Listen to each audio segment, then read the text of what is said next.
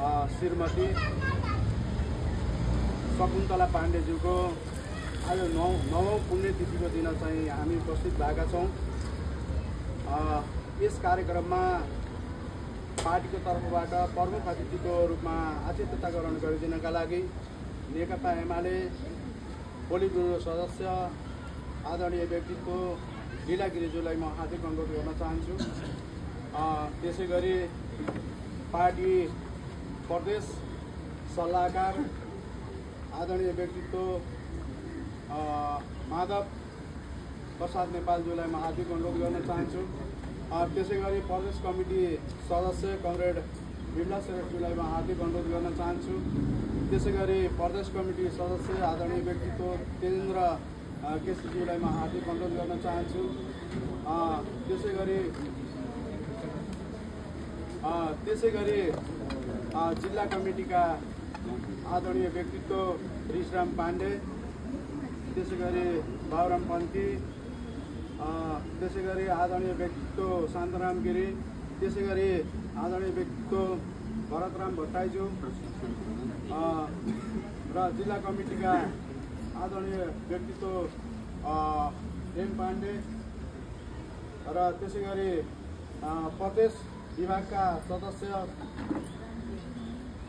शिवबहादुर अधिकारीज्यू, त्यसैगरी जिल्ला कमिटीका आदरणीय व्यक्तित्व राम राजा तिवारीज्यू, त्यसैगरी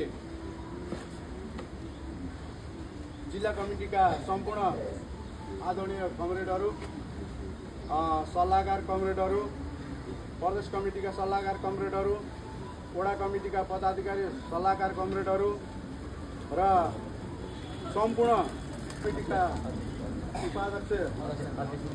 अध्यक्ष कमरेड, उपाध्यक्ष कमरेड र शाखा कमिटीका सम्पूर्ण कमरेडहरू, टोल कमिटीका सम्पूर्ण कमरेडहरूलाई म यथास्थान आदरणीय कमरेडहरू, यो दुःखको क्षणमा हामी प्रोटोकलको रूपमा तलमाथि हुन सक्छ, त्यही अनुरूप चाहिँ बुझिदिनका लागि म हार्दिक अनुरोध गर्न चाहन्छु। आज हामी हाम्रो पार्टीका आदरणीय व्यक्तित्व हिमलाल पाण्डेज्यूको श्रीमती शकुन्तला पाण्डे र उहाँका छोरा रमेश पाण्डे र रोशन पाण्डे र बुहारीहरू रीता पाण्डे, साधना पाण्डे र छोरीहरू र नातिनाहरूको बिचमा रहनुभएको आदरणीय व्यक्तित्व शकुन्तला पाण्डे आज हामी गुमाएका छौँ। उहाँप्रति हाम्रो तर्फबाट, पार्टीको तर्फबाट स्वर्गीय शकुन्तला पाण्डेप्रति हार्दिक श्रद्धाञ्जली व्यक्त गर्न चाहन्छौँ र शोकाकुल परिवार, सम्पूर्ण परिवार, इष्टमित्र जनको तर्फबाट गहिरो समवेदना व्यक्त गर्न चाहन्छौँ र हामी यो कार्यक्रमलाई चाहिँ लामो नगरिकन सम्पूर्ण कमरेडहरूलाई उठेर 1 मिनट मौन धारण गरिदिनुको लागि म हार्दिक अनुरोध गर्न चाहन्छु।